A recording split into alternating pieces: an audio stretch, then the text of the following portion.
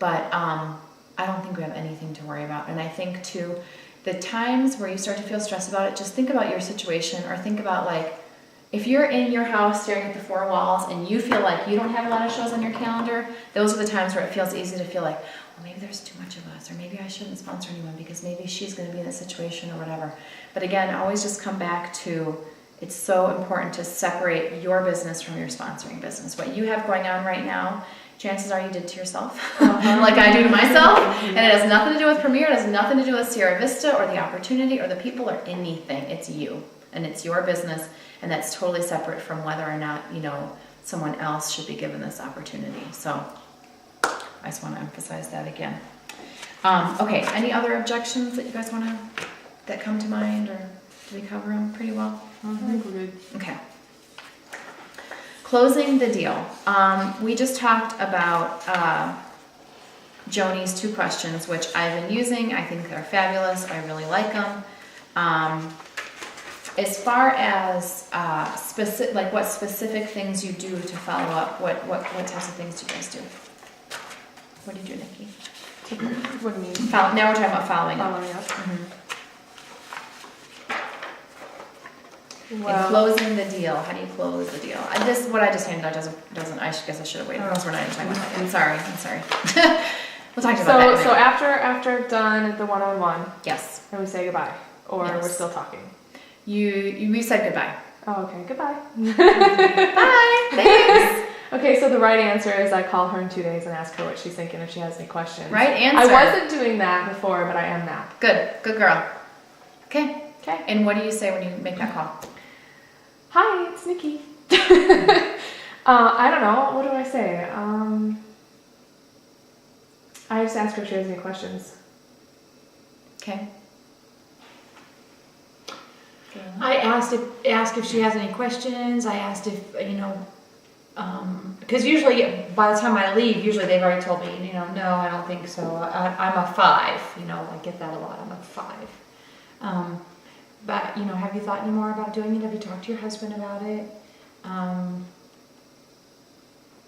then I send him a card in a couple more days, and either say you'd be great at what I do, or thanks for the interest. I actually do always send one of those. Thanks for letting me sit down with you and share a Premier with you.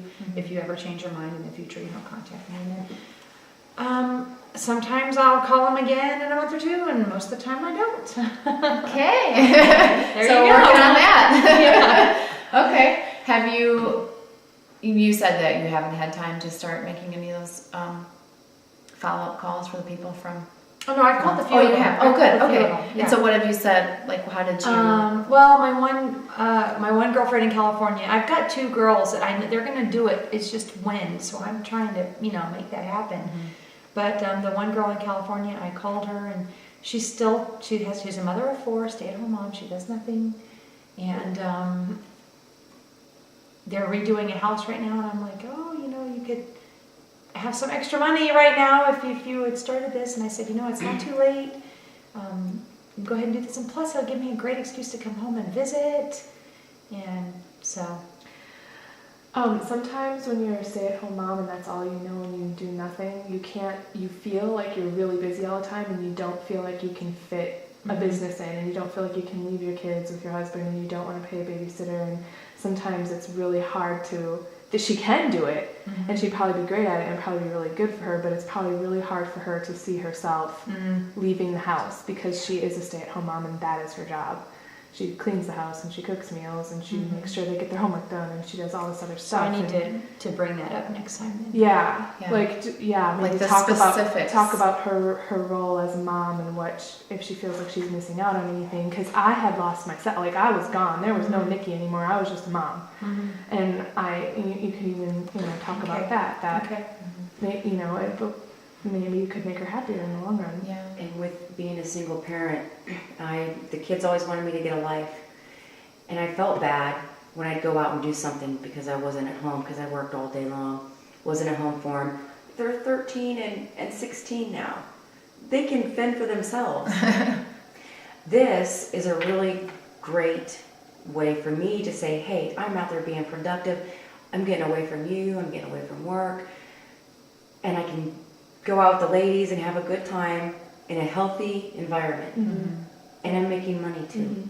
But it was hard to get over that. It was. It Being was okay. It was yeah, very leaving hard. the house. Yeah. Yeah. And you may need to sort of work out the details too, because like Nikki said, for some people, and this is one that I take for granted because my husband is so great, and I just walk Yeah. out the door and I don't even tell him where I'm coming or going, or he just whatever, you know, he just watches the kids, and not everyone has that, you know, and so you might need to work out the details. Say, you know, if you were to do this, how many, you know, what night of the week do you think you could leave the house?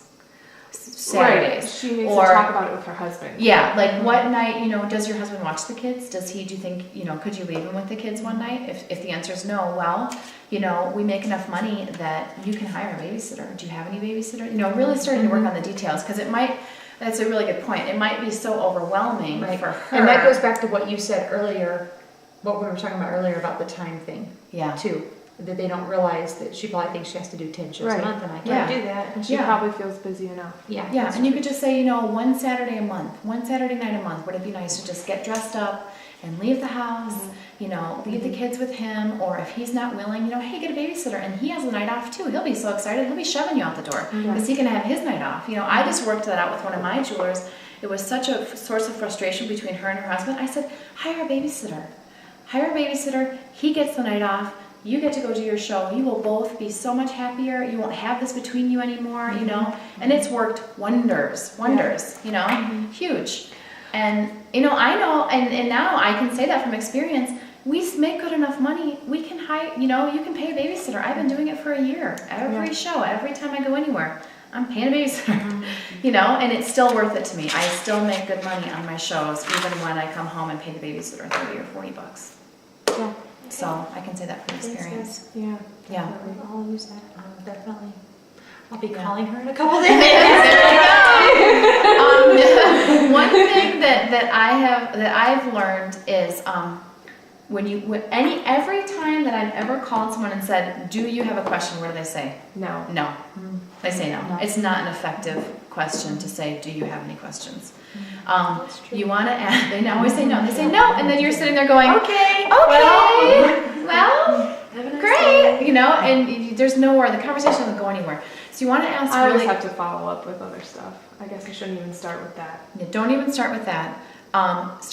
Always try to avoid yes or no questions, because almost always they'll give you a no. If the answer can be no, it'll be no. You know, do you have any questions? No. Have you thought about this anymore? No.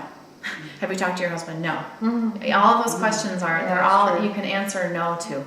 So you want to ask really open-ended questions like, let me think. I'm probably going to What do give a you bad think? example now. Yeah. What do you? So what do you think? So what do you think? And then they can say, well, I haven't really had time to think about it. Oh, okay, I totally understand. You know, I bet you've had a lot going on. Can I call you in a couple days? That's one that they won't really say no to. They usually won't say no to that. You know, can I call you? But trying to, can you think of any other questions that would be Well, more then when you open-ended? call them in a couple days, I mean, isn't it going to just be the same thing again? Well, you probably know if you're doing it now that we're all going to be doing it like Joni does it. Asking what are you excited about and what are you nervous about? You're going to know what they're nervous about, and you can say, so have you talked to your husband about getting the premiere card? So have you asked a couple friends to do shows for you? So did you have a yard sale yet? Yeah, you know, working things like with that. them. You already know what their reservations are, and you can ask them if they've been working on it and if they need any help. Yeah, I think a lot of times, it's so important that we keep following up, and it's so important that we do it, and that we don't get intimidated by it. We don't think we're bugging them or get stressed out or whatever, because what happens is it's fresh on our mind. We're thinking, oh great, now I need to find out what she's thinking, you know, whatever. We're thinking about it every day for those 3 days. She goes home and she's excited for, you know, that one night, and she's looking at it or whatever, or she walks in the door and dinner's burning on the stove and the phone's ringing and she sets it here and it stays there for 3 days, you know. Right. And by the time we call her, she hasn't looked at it yet.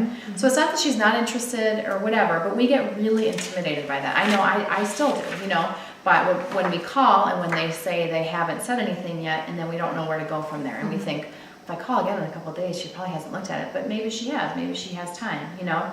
I think it's in the Randy Draper CD, the maybe flip chart CD. He talks about that, about don't even